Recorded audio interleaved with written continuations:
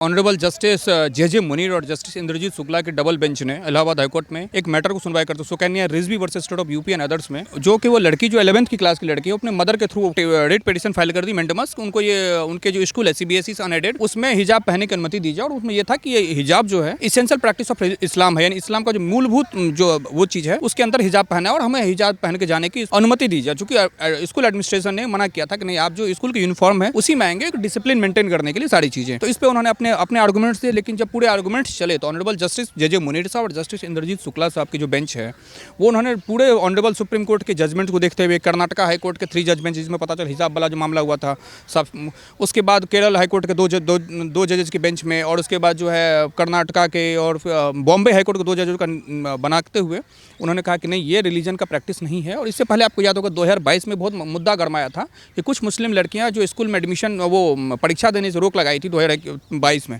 Karnataka high court में मामला आया था। 3 जज बेंच यानी फुल बेंच कोर्ट में मामला ये हुआ था कि क्या हिजाब पहन के स्कूल जाना या स्कूल में एग्जामिनेशन देने से रोकने को क्या रोक सकता है।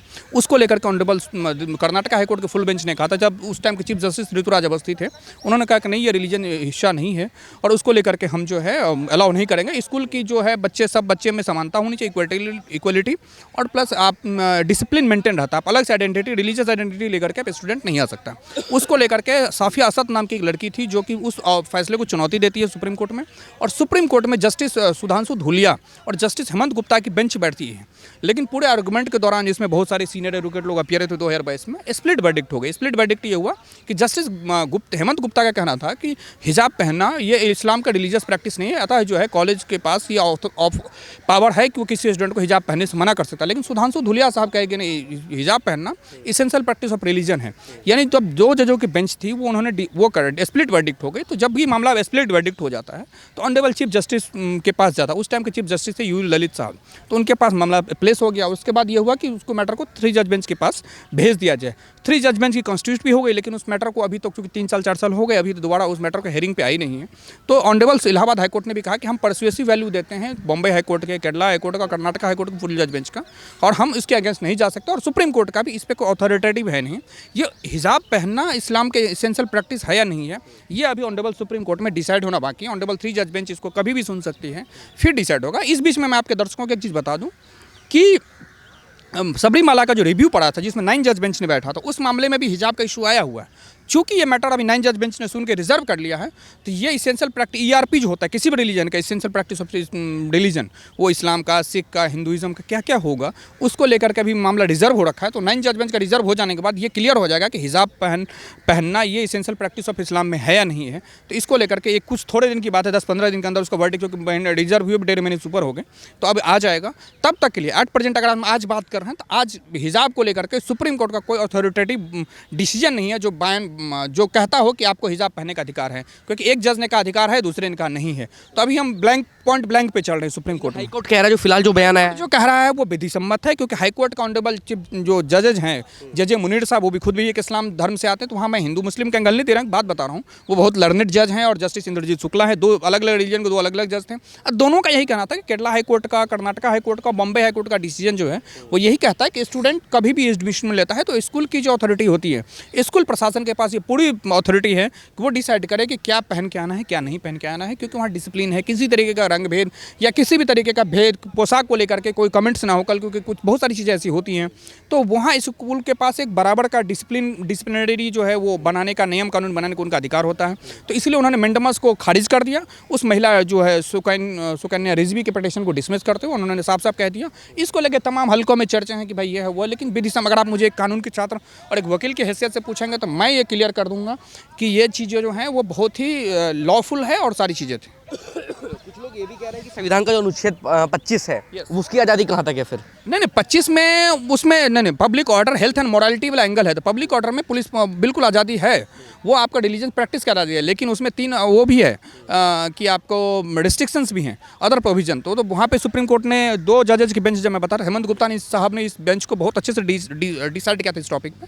अनुच्छेद 25 जो है दूसरे अनुच्छेद के अधीन रहते हुए है, एब्सोल्यूट नहीं है। तो जब तक कि 9 जज बेंच का डिसीजन ना आ जाए तब तक के लिए, अभी के लिए एट प्रेजेंट जो सिचुएशन है उसमें आपका हिजाब पहना एसेंशियल प्रैक्टिस रिलीजन नहीं है। नेता लोग अपने वोट बैंक के लिए मुस्लिम हिंदू का कुछ एंगल ले सकते हैं, लेकिन आप अगर लॉ एज ए लॉयर मुझसे पूछेंगे तो मैं बोलूँगा इलाहाबाद हाईकोर्ट का जजमेंट ठीक है, वो इस्लाम का रिलीजियस प्रैक्टिस नहीं है, क्योंकि अलग अलग हाईकोर्ट्स के अलग अलग स्टेटमेंट हैं, सिमिलर सा है। केरल का, कर्नाटका का, बॉम्बे, इलाहाबाद, ये 4 हाईकोर्ट होगा जिसका परसेसिव वैल्यू ये चीज़ है। तो मैं मानता हूँ लॉफुली डिसीजन है। लेकिन जैसे उस छात्रा की हम बात कर रहे हैं जिसने वो याचिका दायर की थी, वो कह रही हैं कि जो इलाहाबाद में जो टैगोर स्कूल में जो थी, वो कह रही हैं कि बचपन से तो 8-9 तक तो वो हिजाब पहनकर आई है स्कूल में आराम से, तो कोई समस्या नहीं हुई। हो सकता है 8-10 तक अलाउ होगा, 11th में अलाउ नहीं, क्योंकि 11th में जब ये पिटीशन फाइल करता हूँ तो कई बार वो स्कूल मैं बता रहा हूँ कानून हो सकता है, कानून उनको इसको छूट दे रही होगी 9 से 10 तक। 11वें के बाद हिजाब पहनने का अलाउ नहीं किया गया होता, ये स्कूल के रेगुलेशन को देखना पड़ेगा। और मुझे ऐसा लगता है स्कूल से भी कॉन्ट्रैक्ट लिया गया होगा कि आपका क्या कहना है। स्कूल के भी वकील साहब आपसे अपीयर हुए थे, उन्होंने अपना बयान दिया था, और मुझे लगता है 11th को लेकर के उस पर रूल स्पेसिफिक है। तो जो भी देखिए हाईकोर्ट के जजेज बहुत विद्वान जजेज होते हैं, बहुत लेंदी आर्गूमेंट के बाद ही कोई चीज़ डिसाइड होती है। तो मैं मानता हूँ कि ये चीज़ें, इस चीज़ को रिलीजियस रंग देने की कोई वो नहीं है। बच्ची जो कह रही हैं उनकी बात नहीं मानेगी, उनके पास फ्रीडम है, उसके अगेंस्ट सुप्रीम कोर्ट आ सकती हैं। लेकिन मैं मानता हूं कि अभी एट प्रेजेंट अगर वो सुप्रीम कोर्ट भी आते हैं तो इस इशू पे चूंकि मामला वर्डिक्टेड है और एक रिजर्व रखा है सबरीमाला वाला, तो अभी सुप्रीम कोर्ट में इमीडिएट राहत उनको नहीं मिलेगी अंटिल अनलेस सबरीमाला का जजमेंट ना आ जाए। सबरीमाला आ जाए, बहुत सारे रिलीजियस इशू जो हैं, एंडोमेंट, चैरिटेबल एंडोमेंट और सारी चीज़ें, वो एक बारी के लिए डिसाइड हो जाएगा। फिर रिलीजियस कॉन्फ्लिक्ट्स जो हैं या इस टॉपिक से रिलेटेड कोई जो भी मुद्दे हैं वो हमेशा आने बंद हो जाएंगे। लेकिन कल को दूसरे धर्म के लोग कहने लगे हमें टीका लगा के आना है, हमें सिंदूर पहन कर आना है, हमें तमाम चीज़ें लेकर आनी है, फिर क्या होगा? अब बिल्कुल वही क्योस हो जाएगा। इसलिए स्कूल के पास अथॉरिटी है कि आप वो ड्रेस कोड लागू करते हैं, वो आने जाने का टाइमिंग बॉन्ड करते हैं, कलावा और टीका को मना करते हैं। उनके पास पूरा यूनिफॉर्मिटी होनी चाहिए कि कोई ऐसा ना कोई कलावा आ रहा है, कोई जो है पता चल रहा है कि कोई भगवा पहन के आ रहा है, कोई हरा पहन के आ रहा है, ये नहीं होना चाहिए। इसी सब कॉन्फ्लिक्ट से बचने के लिए प्राइवेट स्कूल हो चाहे सरकारी स्कूल, इनके अपने नियम होते हैं, एडमिशन्स लेके सारा चीज़। तो मैं मानता हूँ कि स्कूल कोई भी इस तरीके धार्मिक आज़ादी स्कूल के अंदर नहीं आना चाहिए, और धार्मिक आज़ादी वैसे भी आपका पार्ट 3 के अधीन रहते हुए है, तो वो एब्सोल्यूट नहीं है। स्कूल आपके ऊपर रेस्ट्रिक्शंस लगा सकता है, और होना भी चाहिए। मैं इसके फेवर में हूँ कि स्कूल रेस्ट्रिक्शंस लगाना चाहिए। आप तो जाने माने लोग, आपको नहीं लगता कि देश का ये एक तरह के दुर्भाग्य है? किन मुद्दों पर बहस हो रही है आज कोर्ट में, किन मुद्दों पर बहस चल रही है? यस, मैं इस बात को लेकर बिल्कुल ये बात से मैं सहमत हूँ कि कई बार हाई कोर्ट और सुप्रीम कोर्ट ऐसे इश्यूज़ को इंटरटेन करते हैं जहाँ पे जिसका इशू बनता नहीं है, और उससे भी बड़े बड़े मुद्दे पेंडिंग है। तो मैं मानता हूँ कि इस तरीके का जब भी कोई फेक कह लीजिए PIL इस तरह के पिटीशन आए तो उसमें हैवी कॉस्ट इंपोज करना चाहिए, 1 लाख 2 लाख 5 लाख। उसमें हिंदू मुस्लिम या सिख का एंगल नहीं है, मैं इन जनरल कह रहा हूँ, क्योंकि उससे बड़े बड़े मुद्दे हैं। आप ये बताइए छोटे छोटे इशू को लेकर आ रहे हैं जो बहुत बड़ा मैटर नहीं करता। आप कोई बड़े संकट जो है जहाँ पे बड़े कॉन्स्टिट्यूशनल वैल्यूज़ की बात है, वहाँ आप आइए, सुप्रीम कोर्ट आइए, हाई कोर्ट्स आइए, क्योंकि ऑल ओवर अब 4 करोड़ केसेज पेंडिंग है। और ऐसे ही अगर फैबुलस पिटीशन आते रहेंगे तो पेंडेंसी बढ़ती चली जाएगी, मेन काम नहीं होगा, फालतू के काम होते रहेंगे। इस टाइप का पिटीशन समझिए पॉलिटिकल स्टैंड या अपना नाम कमाने के लिए। इससे पहले आप सुकन्या रिजवी को नहीं जानते थे, हम नहीं जानते थे, आप नहीं जानते थे, आज वो पिटीशन डाली, डिसमिस हो गए, तब हम सब जानने लगे।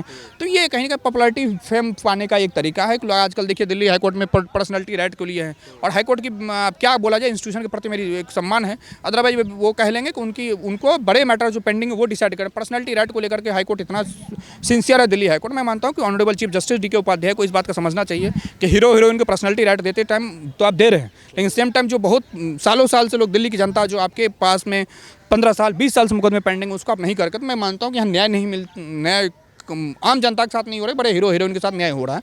तो मैं मानता हूँ कि इस चीज़ को लेकर ऑनरेबल जजेस को सजग होने चाहिए। तो आप जो कोर्ट ने जो बयान दिया उसके समर्थन में आप?